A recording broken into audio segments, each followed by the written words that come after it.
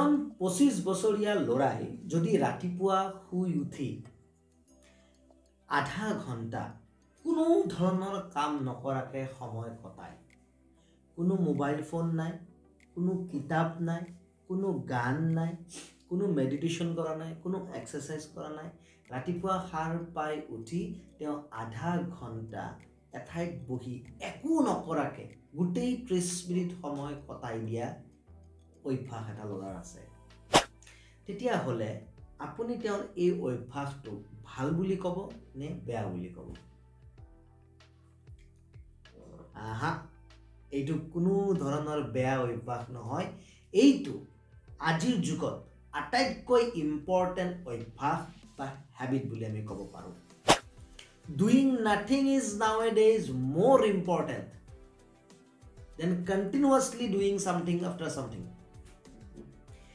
গোটেই দিনটোৰ 24 ঘণ্টাত আপুনি এনেকুৱা আধা ঘণ্টা সময় এটা বিচাৰি লোৱাৰ প্ৰয়োজন আছে, যি আধা ঘণ্টা সময় আপুনি একো নকৰাকৈ থাকিব। আপোনাৰ হঠাৎ লাগিব পাৰে এইটোনো কি ডাঙৰ কথা, আধা ঘণ্টা একো নকৰাকৈ থাকা, বাট আপুনি প্ৰেক্টিচ কৰি চাব, এইটো ইমান সহজ কামো নহয়। আপুনি যেতিয়াই আধা ঘণ্টাৰ কাৰণে বহিম বুলি ভাবিব যে মই আধা ঘণ্টা একো নকৰোঁ, তেতিয়া আপোনাৰ মাইণ্ডত কিছুমান থট আহিব, মোৰ এইটো কাম কৰিব আছে, এইটো কাম কৰিব আছে, এইখিনি কৰিব আছে, সেইখিনি কৰিব আছে, এওঁ ফোন কৰিব আছে, এই কৰিব আছে, বহুত বস্তু মাইণ্ডত আহে। সেই গোটেইবিলাক বস্তুত মাইণ্ডত অহাৰ পাছত তাক ইগন'ৰ কৰি আধা ঘণ্টা একো নকৰাকৈ থকাটো এটা আৰ্ট হয়। আৰু এটা কোটছ আছে যে doing nothing is a art and it helps you to stay in the present. যদি আপুনি 24 ঘণ্টাৰ ভিতৰত 30 মিনিট সময় এনেকুৱা বাছি ল'ব পাৰে, স্পেচিয়েলি ৰাতিপুৱাৰ ভাগত, যি 30 মিনিট সময় আপুনি কোনো ধৰণৰ কাম নকৰে, কোনো ধৰণৰ মিউজিক নুশুনে, কোনো ধৰণৰ কিতাপ নপঢ়ে, কোনো ধৰণৰ ভিডিঅ' নাচায়, একো নকৰে, তেতিয়াহ'লে আপুনি চিৰিয়াছলি প্ৰেজেণ্টত জীয়াই থাকিব পাৰিব। এই অভ্যাসটোৰ বাবে আপুনি পাষ্টেও আপোনাৰ লাইফত লাহে লাহে কোনো ধৰণৰ ফৰক নেপেলোৱা কৰিব। আপোনাৰ ভৱিষ্যতেও কি হ'ব এই কথাই আপোনাৰ বৰ্তমানত কোনো ধৰণৰ প্ৰভাৱ পেলোৱা বন্ধ কৰি দিব। তাৰ কাৰণে মাত্ৰ আপুনি এই হেবিটটো ডেভেলপ কৰিব লাগে, ডুইং নাথিং।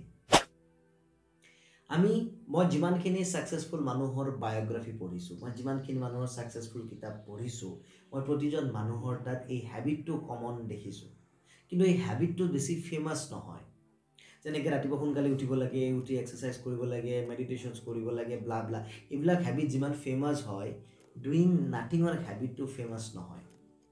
বাট যেতিয়া মই এইটো বস্তুৰ বিষয়ে অকণমান ডিপ লেভেললৈকে ষ্টাডি কৰিলোঁ, তেতিয়া মই এইটো বস্তু ফিল কৰিছোঁ যে doing nothing is one of the best way to systemize your brain. ই আপোনাৰ ব্ৰেইন পাৱাৰটো বঢ়ায়, ই আপোনাৰ মেমৰি পাৱাৰ বঢ়ায়।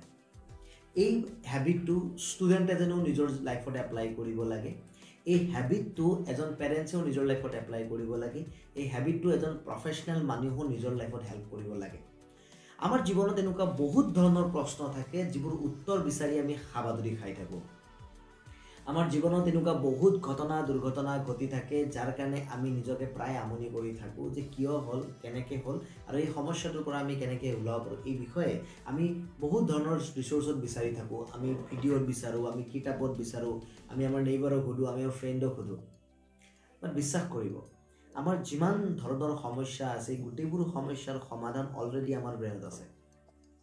কিন্তু আমি আমাৰ ব্ৰেইনটোক বেলেগ ভেৰাইটিজ কাম কৰি থকাৰ পৰা কেতিয়াও ৰেষ্টে নিদিওঁ, যাৰ কাৰণে ব্ৰেইনটোৱে আমি বিচৰা সমস্যাৰ সমাধানটো উলিয়াবই নোৱাৰে।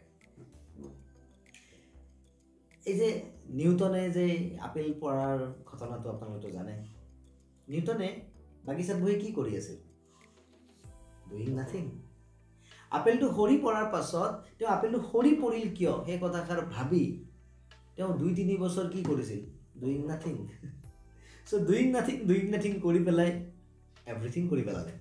এতিয়া কথাটো হ'ল, আপুনি কমিটমেণ্ট কৰিব লাগে যে আপুনিও ডুইং নাথিং হেবিটটো ষ্টাৰ্ট কৰিব। তো কেতিয়াৰ পৰা আপুনি এই হেবিটটো ষ্টাৰ্ট কৰিব, কমেণ্ট বক্সত জনাওক। আৰু লগতে এই হেবিটটোৰ বিষয়ে আপুনি আগতে গম পাইছিলনে, সেইটো বস্তু আপুনি কমেণ্টত জনাওক।